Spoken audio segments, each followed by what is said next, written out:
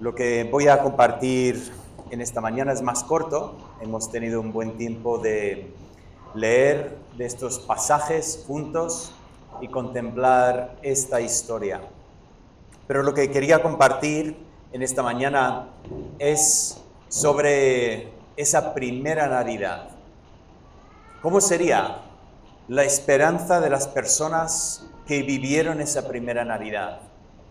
Muchas veces me he preguntado esto y he centrado, por ejemplo, en los pastores o en el mismo José o la misma María.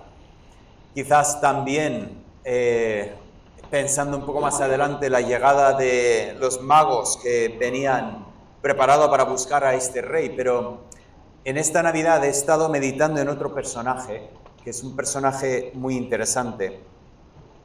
Con un nombre de un profeta del Antiguo Testamento encontramos a Zacarías, este hombre que fue al templo a servir en el templo y ahí en su servicio tuvo un encuentro con un ángel. Siempre he pensado que sería interesante haber visto la cara de Zacarías cuando dio la vuelta y se encuentra con un ángel allí en el lugar santo del templo. Pero si recordáis, él no creyó el mensaje del ángel. No creyó que Dios podría darle a él y a su esposa un hijo. Y por lo tanto, cuando salió del templo aquel día, salió mudo. Vivió 9 meses de su vida sin poder pronunciar ni una palabra. Y no fue hasta la misma circuncisión de su hijo, este momento en que se solía poner al nombre, cuando él pide algo para escribir y escribe estas palabras en obediencia a Dios. Su nombre será Juan. Justo cuando todo el mundo decía, pero qué tontería, que no hay nadie en tu familia que se llame así. ¿Por qué le vas a poner a tu hijo este nombre Juan? Y él escribió, no, su nombre será Juan. Y por lo tanto, en ese momento el Señor abrió su boca. Y lo que vemos en este momento es la primera celebración de la Navidad, aunque todavía faltan meses para que nazca Cristo. En fe, Zacarías celebra lo que es el nacimiento de Mesías. Ahora es interesante notar en Lucas capítulo 1 que hay una serie de versículos de la profecía de Zacarías y parte de esta profecía tiene que ver con su hijo. Pero la última parte, ¿qué padre primeramente empieza hablando no de su hijo, sino de otro hijo? Del hijo que realmente es la esperanza de la Navidad, del hijo que es la esperanza del todo el pueblo judío, pero sinceramente es la esperanza de todo el mundo. Si queréis mirar conmigo, vamos a ir a Lucas 1 y vamos a contemplar brevemente estos versículos en que Zacarías contempla esa primera Navidad. Empezamos en el versículo 67 y encontramos que empieza con alabanza a Dios, empieza con esa frase, bendito el Señor. Está hablando en palabras de alabanza a Dios. ¿Y por qué bendice? ¿Por qué alaba a Dios? Pues si miramos los versículos 67 al 69, tenemos 3 motivos de alabanza a Dios. Primeramente, alaba a Dios porque dice que Dios ha visitado a su pueblo. Pensad en esto por un momento. El Dios que habita los cielos. Y este Dios decide visitar a su creación. No solamente echar un vistazo desde lejos. Desde luego Dios, que conoce todas las cosas, no tiene ni que arrimarse para echar un vistazo. Dios sabe todo lo que está pasando en esta tierra. Pero no estamos sencillamente hablando de una visita angelical que tiene un encuentro especial, pero un encuentro momentáneo con su creación, como lo que vemos a veces en el Antiguo Testamento. Recordamos aquel día que vinieron 3 personajes a la tienda de Abraham, y a Abraham pues recibió a estos mensajeros, estos ángeles de Dios. Pero ahora Dios viene a visitar a su pueblo y, como hemos leído en los pasajes, visita para vivir entre nosotros, para no un día, ni un mes, ni un año, sino 33 años. El Señor viene para visitar a su pueblo. Me hace pensar en las palabras que tenemos en el... Este es el micrófono. Este es otro, que este no está conectado a nada. Vale. Las palabras del Salmo 8. En el Salmo 8 leemos: ¿qué es el hombre para que tengas de él memoria? O el hijo del hombre para que lo visites. Y aquí Zacarías empieza alabando a Dios, porque Dios precisamente está cumpliendo ese pensamiento del Salmo. El ser humano no merece una visita del Dios de los cielos, y sin embargo, gloria a Dios que ha venido a visitar a su pueblo. ¿Y la motivación de esta visita? Para llamar la atención, para corregir, para castigar. Cristo no vino para juzgar. Cristo vino para que hubiese salvación. Continúa en el pasaje, no solamente ha visitado, sino que ha venido a redimir a su pueblo. Ese pensamiento tiene que ver con pagar el precio. El pensamiento era un esclavo, que recordamos que en la Biblia la esclavitud nunca fue diseñada para ser un estado eterno. Se supone que una persona por la necesidad del momento podría llegar a ser esclavo, pero un tiempo limitado.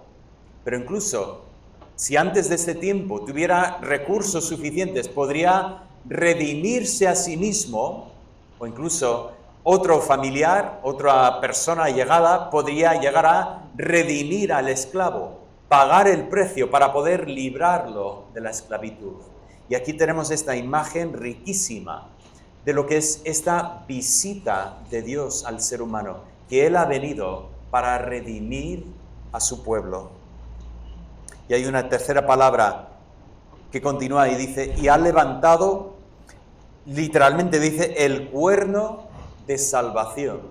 Ha venido de visita para redimir y, como lo traduce nuestra Biblia, para ser el poderoso salvador de su pueblo.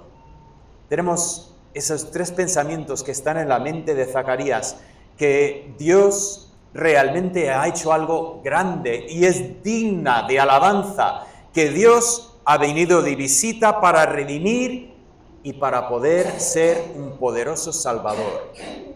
Pero luego, cogiendo este último pensamiento, Zacarías continúa. Y en los versículos 70 al 75, él empieza a meditar sobre este poderoso Salvador. El lenguaje aquí nos vuelve atrás a lo que es el Éxodo. Ese momento en que Dios había traído a Moisés para poder entrar en Egipto y sacar a su pueblo de la esclavitud, para redimir a su pueblo. Y es curioso que en esa parte tenemos otra imagen que es distinta de la primera parte. Hablé de la redención, que tiene que ver con comprar el precio, pero había otra forma también de redimir. No solamente se podría redimir pagando el precio, y de hecho Cristo sí pagó el precio por nosotros, sino también se puede redimir derrotando al enemigo. Y esa es la imagen que desarrolla Zacarías en esta parte de su alabanza. El Mesías viene a visitar a su pueblo. ¿Con qué propósito? Pues encontramos aquí en el versículo 70, viene para librarnos de nuestros enemigos, de los que nos odian. Ahora, es difícil saber todo lo que tiene Zacarías en su mente, pero parece que a primera lectura, por lo menos, que él entendía de este Mesías que venía, que efectivamente venía para traer pues esa salvación política, que él venía para rescatar a su pueblo de los romanos que en ese momento estaban imponiéndose sobre el pueblo de Israel. No obstante, cuando sigo leyendo, creo que veo que Zacarías tiene en mente mucho más allá de sencillamente ese enemigo. Posiblemente él entendía también que él no comprendía posiblemente esa distinción entre la primera venida, que ha comentado hace un momento Jeremy cuando estaba orando, y la segunda venida de Cristo. Posiblemente él entendía que las dos cosas pues era solo un evento, cosa que nosotros hoy por hoy entendemos con más claridad, que efectivamente son dos momentos separados. Pero es curioso el pensamiento. ¿Quiénes son nuestros enemigos? Sí, todos podemos tener enemigos. Podemos tener personas que nos odian. Podemos tener personas que igual no nos odian personalmente, pero nos odian como colectivo. Odian lo que nosotros creemos o lo que pensamos. Pero creo que lo que está diciendo Zacarías va más allá de este pensamiento. Porque hay uno que se ha constituido enemigo del ser humano y realmente ha actuado con odio desde el principio. Cuando volvemos atrás en la Biblia, encontramos en el libro de Génesis y ese pensamiento de que Dios promete que habrá enemistad entre la simiente de la mujer y la simiente de la serpiente. Es que lo que hizo la serpiente con Eva en Edén fue puro odio. Llegar a intentar engañar a una persona sabiendo la destrucción que traerá a su vida, esto es odio, no hay otra palabra. Por lo tanto, no es sorprendente cuando llegamos más allá al Nuevo Testamento y leemos que Satanás es no solamente una serpiente antigua, un animal que muchas veces se defiende, ¿no? Se esconde y ataca muchas veces por protegerse, sino que describe a Satanás como un león rugiente andando por ahí buscando a quien devorar. Esa imagen de Satanás, que Satanás es un león rugiente que más quisiera acabar no solamente con Eva, sino con todos los descendientes de la mujer. Ese pensamiento de la enemistad que hay entre el ser humano y Satanás, ese odio que tiene Satanás para el pueblo de Dios, es terrible pensarlo hasta que empezamos a leer más. Y vemos, por ejemplo, en Colosenses 2:15, que Cristo, despojando a los principados y a las potestades, los exhibió públicamente, triunfando sobre ellos en la cruz. Esa imagen de Cristo colgado en la cruz, desde los ojos de los judíos, les parecía debilidad, parecía que él no podría ser el Mesías, y sin embargo, Pablo lo ve con otros ojos y dice, aquel día Cristo estaba de victoria.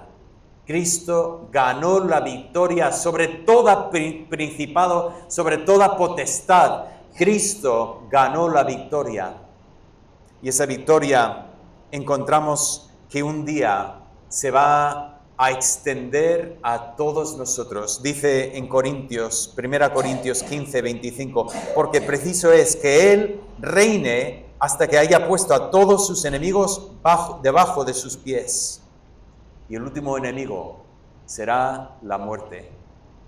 Cristo ganó la victoria sobre el pecado, sobre Satanás y todas sus fuerzas, y Él puede asegurar una salvación. Él dice, estáis en mi mano y nadie podrá arrebataros de mi mano. Nuestra victoria es segura. Y un día esta victoria segura será realidad cuando estemos en su presencia y efectivamente todo muestra del pecado será borrada de nuestras vidas. Y eso es lo que estaba celebrando Zacarías en esta salvación. Este poderoso Salvador es capaz de derrotar a nuestros peores enemigos. Vuelvo a decir, ¿y qué pasa con la ocupación romana ¿Qué pasa con los enemigos que vivían el pueblo judío? Y es que Dios tiene una visión mucho más profunda que la nuestra. Es que muchas veces nosotros estamos viendo nuestros problemas que son superficiales y Dios dice, sí, podría solucionar tus problemas superficiales, pero yo voy a hacer algo mucho más grande. Yo voy a andar contigo y estar contigo en los problemas superficiales que experimentas, pero voy a ir a la raíz y voy a solucionar el problema fundamental del ser humano. Y eso es realmente la derrota de nuestro peor enemigo. No solamente habla de la derrota de este enemigo, sino que en el versículo siguiente habla de que Dios está cumpliendo sus promesas. ¿Veis? Dios había prometido, como dice aquí, a los padres. Dios había hecho promesas. Hemos leído alguna de estas promesas hoy en Isaías. Y las promesas parecían que estaban tardando mucho tiempo. Parecía que Dios se había olvidado de su promesa. Pero volviendo por un momento al Salmo 8, ¿qué es el hombre para que tengas memoria de él? ¿Qué es el hombre para que lo visites? Dios no se olvida de su pueblo. Y por lo tanto, Dios se acuerda de sus promesas y Zacarías en fe dice, Dios es misericordioso y está cumpliendo las promesas que nos había hecho como pueblo. Así que qué bonito el pensamiento de que Dios se acuerda de lo que ha prometido y Dios cumplirá todo lo que ha dicho. Y finalmente, no solamente vino el Mesías para derrotar a Satanás, no solamente vino para cumplir las promesas de Dios, sino Zacarías dice que vino para transformar a su pueblo. Vino para transformar a su pueblo. Qué bonito este pensamiento que termina esa sección y dice, para que rescatados podamos servir en santidad y en justicia. Ese pensamiento de que la creación desviada por el pecado, la creación que se ha echado a perder, esa creación que Dios hizo para tener comunión con Él y sin embargo está apartada, alejada de su Creador.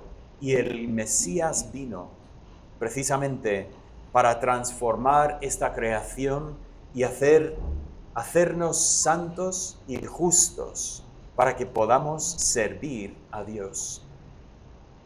Me recuerdan las palabras de Pedro en el capítulo 2, versículo 9 de su primera carta, cuando dice, vosotros sois linaje escogido, real sacerdocio, nación santa, pueblo adquirido por Dios para que anunciéis las virtudes de aquel que os llamó de las tinieblas a su luz admirable.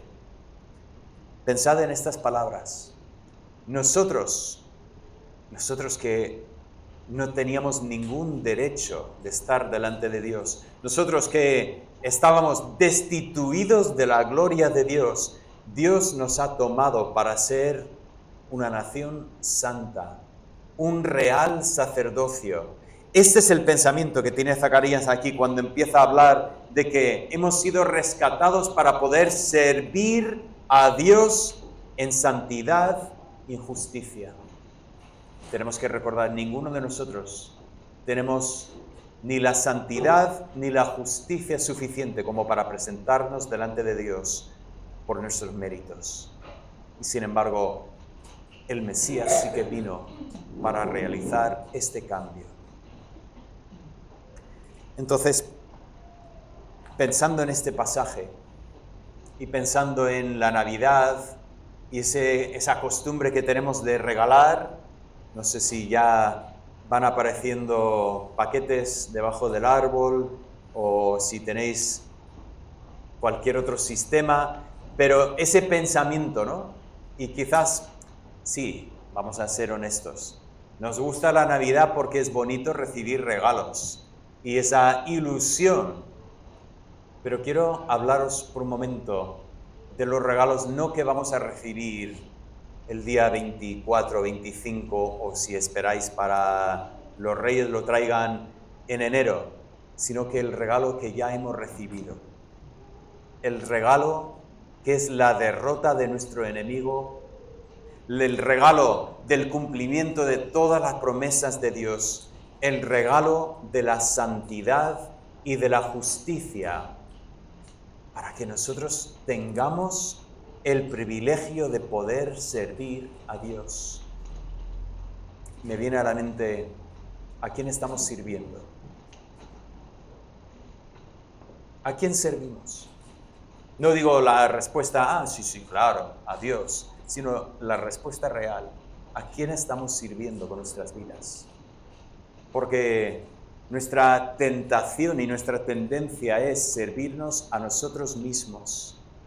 Y sin embargo, Cristo vino precisamente no para que pudiéramos servirnos a nosotros mismos más, sino para poder capacitarnos para poder servir a Dios en santidad, en justicia. Nos ha transformado para que podamos nosotros usar nuestras vidas para el Señor. Y quiero dejar este pensamiento con vosotros para esta Navidad. Dios nos ha regalado algo enorme en Cristo. Cristo nos ha regalado algo precioso mediante su vida y su muerte. La pregunta es, ¿qué vamos a hacer con este regalo? Y os animo como quiero yo hacer, de servir al Señor en esta santidad y justicia que es nuestra en Cristo Jesús. Padre Santo, te doy gracias por el mensaje de la Navidad. Te doy gracias por esa profecía de Zacarías, el pensamiento de que has venido a visitarnos para poder salvarnos, para que podamos ser transformados a lo que es la imagen de un Hijo de Dios.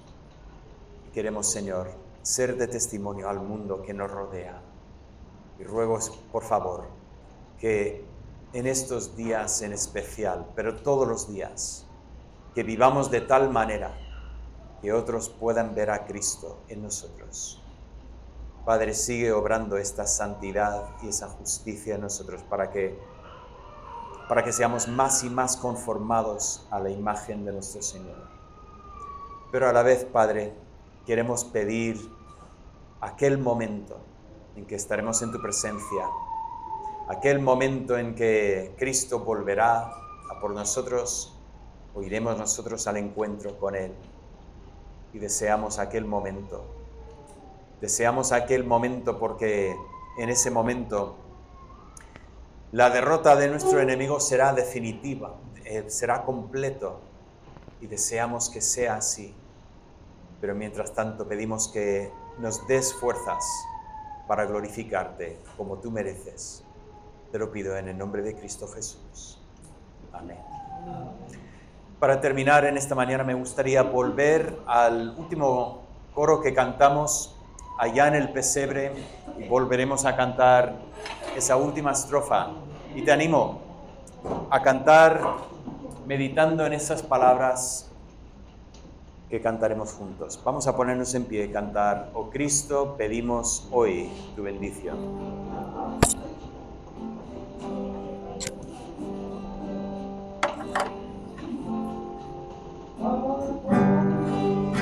Pedimos hoy tu bendición, rogamos que atiendas a nuestra oración. A todos, oh Cristo, nos muestras amor. Nosotros te amamos, también Salvador.